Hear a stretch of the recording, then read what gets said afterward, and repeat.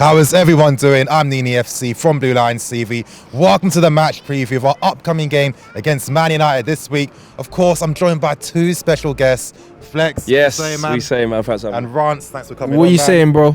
Yeah, and of course, obviously, you guys, Man United's current form.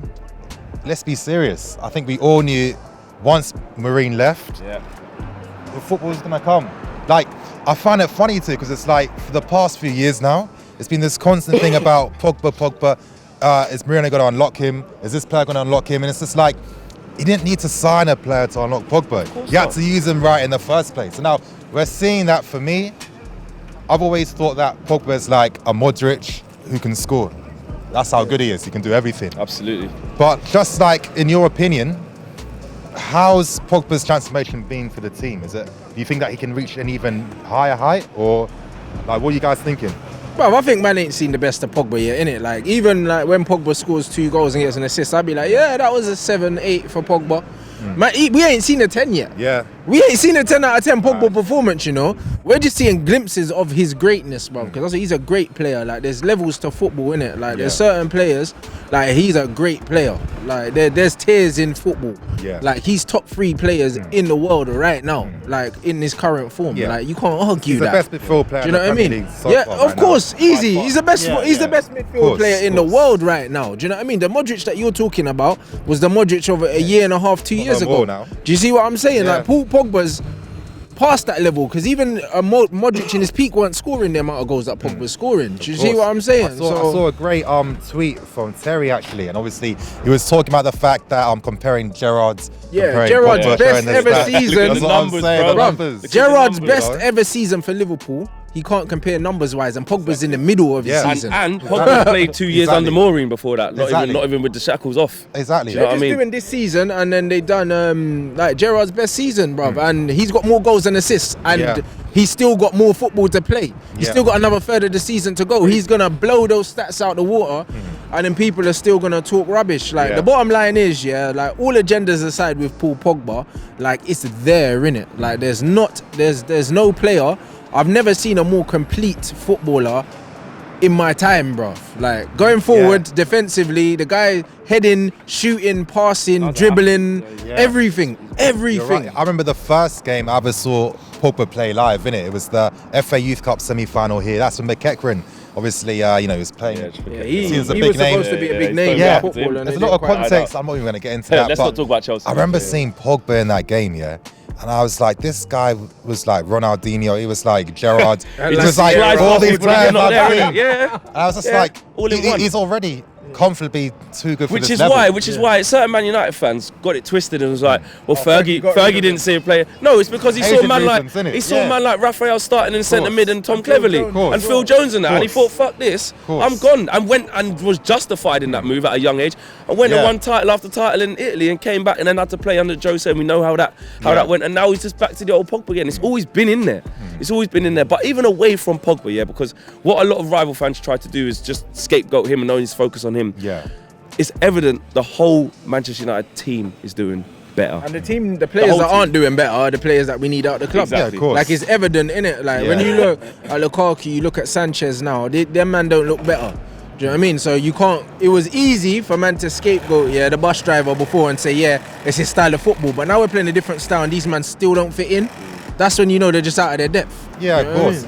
My question for you guys is obviously with this video, it's a great way for the subscribers to understand how Man United are now, how they're playing. Obviously, Solskjaer replacing Mourinho.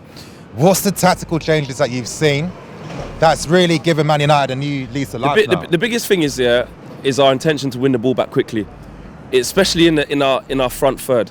So you can pause any one of our attacks or transitions and say you can see that someone initiates a press, but they're going in waves. Before, you had the likes of Sanchez coming in off the left trying to run on his own. Everyone who knows about football knows that a press only works if players do it in waves. You can't just have one person. Exactly. So that's the biggest thing. The second biggest thing I'd say is the way we move the ball. So we're in opposition box in 3-4 passes. You know, the quickness that we want to get the ball, how quick we want to get the ball forward to our most influential players. The speed of that transition has increased immensely. That's why it's helping Rashford a lot now. Look at the goal that we scored against Tottenham. Prime example. Win the ball, get it to Pogba. Exactly. Pogba's looking to play Rashford in like within 2 touches. Straight away. Yeah, Straight away. The goal against Leicester as well. Same thing. All right, the guy, the right back's giving it away, but it's right. Rashford's on his bike already. Pogba's got the initiative and the ability to see that straight away. The ball's over the top. And one thing we're noticing too is that the relationship. Obviously, when Rashford makes a run, the players know what's going to happen. You know what I mean? Rashford knows I can make these types of runs now because I'm going to get found. Because players. All he wants are most attacking players to do just that. Attack. It is that simple. Sometimes football can be a very, very complex game, very tactical, very intricate, very this. But a lot of the time it can be very simple. If you play fantastic players to the best of their ability, they will outscore the other team. It's always been simple. That's always been my biggest criticism of Mourinho and managers like him. You know, when you've got squads like this, you've got to play to their strengths. You know what I mean? Like, it never made sense. I always used to say it to you. Like, imagine trying to play defensive football with a team that don't have players for that football. You know, makes no sense. But obviously, I want to move the question on. How are you thinking Man United have a chance? Obviously, beat us in like a tactical setup. You know what I mean? Like, what's the advantage you see United using in the game against us to get something? I think continuing to play at this intensity that we're doing and running. Even when we played here under Jose, apart from the first half where we were terrible, it was like second half we just picked up. We had Martial bombing on, and Mata player went onto the right-hand channel in that game as well. He started essentially, but he was drifting out wide, and even he was causing you problem because even in that game we started to pick our intensity up, and Pogba came into the game as well. I just believe with the individuals that we've got and how they're playing, I don't think you lot can cope with that. Personally, I don't, especially in the form that you're in. I think if we play with intensity, I don't know if Rashford is definitely going to play because we do alter. So it does depend on personnel, because if we do play Lukaku, could play into your hands. Same with Sanchez. It could work though with Lukaku. I mean, obviously Rudiger, sometimes he struggles against very physical strikers that try and hold him up. You know what I mean? He does, but I think that it won't come down to a wrestling match with Lukaku. It'll come down to just getting onto the second ball when it bounces off him, and you'll be all right. But I think if we play with pace, I just think that Jorginho likes a lot of time on the ball. If we press high up the pitch and we play at a good intensity, like, I honestly think we're good, you know. I think that our biggest struggle will come from if we change our front line and we do play with Sanchez and Lukaku and we lose a bit of pace and a bit of directness, then I think that could play into your hands. So I think it depends on who we start. Yeah, exactly. I'm looking at United now. I think you guys are scoring first. It's making a massive difference in terms of like how you seal out wins and control the game. I personally feel like we have to limit that.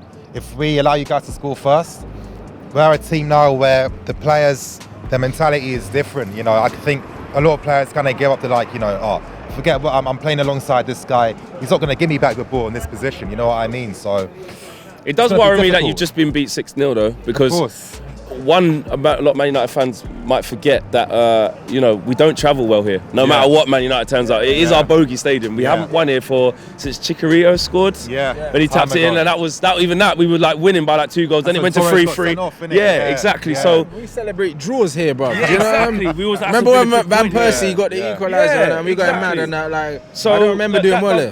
There is a bit of that, and anyone who thinks that the fact that Chelsea just got spanked 6-0 means that we're going to come here and spank them. That doesn't mean that. No, don't get me wrong. We could add insult to injury and really put pressure on Sarri and what's going on here. Don't get me wrong. We can beat you here, especially with the form we're in now. But there is still that element of caution, and I'm not just thinking we're going to win only because you've just been beaten 6-0. Do you know what I'm saying? I know what you mean. Obviously, good form always helps as well. Yeah, of course. But I'm going to ask you guys this, because let's be serious. Like, no system is perfect. Of course, Solskjaer's bringing back the football you guys want to see. But are you still seeing any weaknesses in the setup that you feel like a team could potentially exploit on the right day? Well, I think Phil Jones, as long as he's in our team, he gives the opposition a chance. Like, do you know what I'm saying?